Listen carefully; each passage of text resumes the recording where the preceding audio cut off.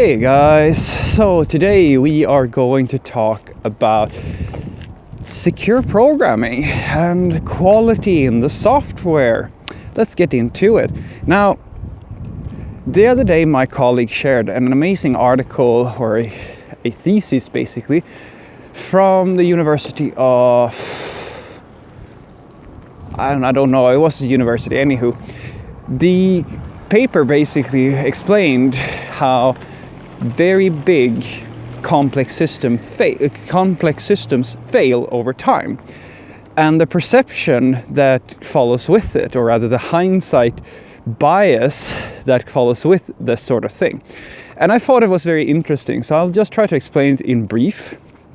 So the idea is that when you have a very simple system, say a very simple application of some sort, if we talk, because this could apply to physical systems, not just IT systems, but let's stick to IT for now. So with a very simple system, there's a finite amount of things that can go wrong. And as the complexity of the system grows, you start adding layers of security in order to prevent a catastrophic system failure. However, the more parts that make up the system, the bigger the odds that you are simply testing that one thing is not breaking in isolation. But it becomes almost impossible for you to test how the interconnection between several systems is going to behave. It is feasible, and it's actually very likely. That's why you have these catastrophic system failures, because when a really complex, massive system fails, it is usually not due to one component failing. It is due to several components failing in the right sequence at the right time, and that is immensely difficult to foresee. Nuclear reactors, all of these things, they don't fail because the power goes out. They fail because a sequence of issues occur in the right sequence, or the wrong sequence, very wrong sequence. And that's a very interesting thought. And I quite enjoyed reading this paper. And however, it goes on to stating that when it comes to this sort of prevention, or the prevention of these catastrophic failures, we have a little bit of an issue, and I think that's what makes this so interesting. So the idea is that you usually have some type of third-party person come in and evaluate why the system broke, and that person will usually have a mindset biased towards the issue that has occurred. So usually what you do when you want to make sure that this never happens again is basically that you add more rules and more complexity in order to prevent this to happen in the future. But the problem is that you can inherently not you can mentally secure yourself in a way that you feel that, oh yeah, we've prevented this from ever happening in the future. But the truth is that all you've done is to patch that one issue. And in reality, security and making sure that the system is running at every given time is an ongoing process that is the circumstances or the risk that the system fails critically is in a constant state. There's always a likelihood that things will go down. Always. And the reason why there's always a chance that the system will fail is because we are allowing it to be that way. Why are we doing that? That's a great question, and that's exactly what I want to talk about. That's why I thought it was so interesting. You see, the fact of the matter is that if you were to put in the sort of work that was required in order to write perfect software in this scenario, you would not be able to afford it. No one would. It would not be possible, because every single piece of software that you write is forced to adhere to a very specific compromise. And that compromise is quality versus speed. Always. There's always a compromise there, because the time it takes to provide flawless software that works under all circumstances is so massive for the most part that if you tried, you would not be able to ship anything. It would cost too much.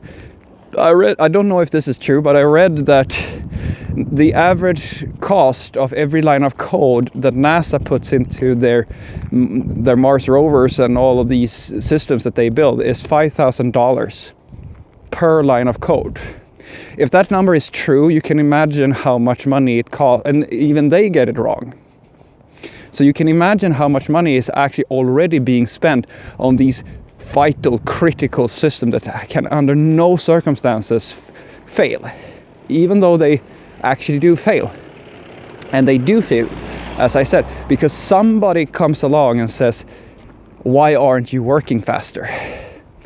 And that's my comment on this little idea, that you can either try to write things completely perfect on one extreme, or you can write things as fast as you can so that the thing can actually come out and be used. And regardless, and that's what this third person who comes in and does an evaluation and looks for somebody to blame or something to blame. What they're usually looking at is that they want to blame a process, they want to blame a person, or they want to blame, there's all kinds of things going on. But the fact of the matter is that the only thing that they can blame is the process itself. Not a specific process, but that tug of war between quality and shipping things. And the way that I think about it is that if you're ever in that situation that your system goes down and your boss comes and asks you, why did it fail? You can either have your boss come and complain about, why did the system go down? Didn't you foresee this? Why aren't you more careful? Why did this happen? Or you can have your boss come in when you miss another deadline and have him or her complain and say, why are you taking so long to build this? Why aren't you faster? We have to move faster. That's the problem. That's why critical, big, massive systems fail. Because the fact of the matter is that it's not economically feasible to write flawless software. It can't work. And if you accept that, I think that there's a very interesting, and it's actually something that I wholeheartedly agree with. The focus should not be so much on writing flawless software. It should rather be this container movement type of idea that we've seen in the cloud and so forth, where we accept that it is inevitable that the system will crash. At some point there will be catastrophic failures.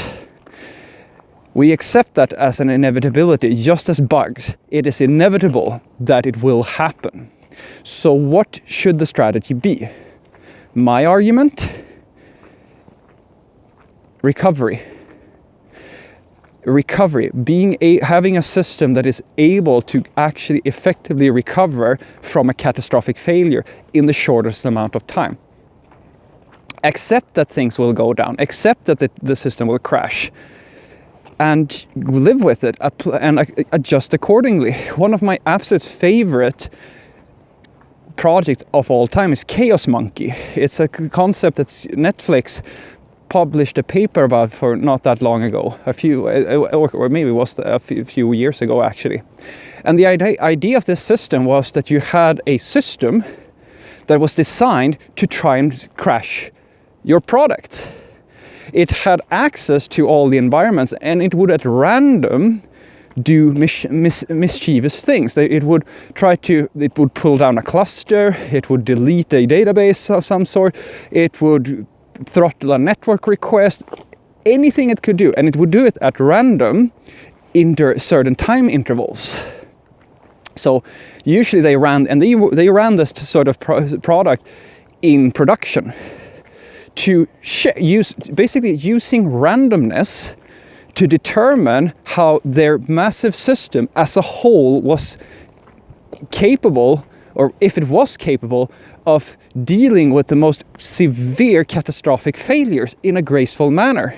And I think that's a really cool idea. I think using randomness to basically just throw random critical problem type of events against your production system to just see if it can handle it. I think that's great. It's a really smart idea, and I think that's the way that we should think about these things. I don't think it's ever going to be possible to write flawless software, but I do think it's possible to write a system that can deal with a critical failure. Have a great day.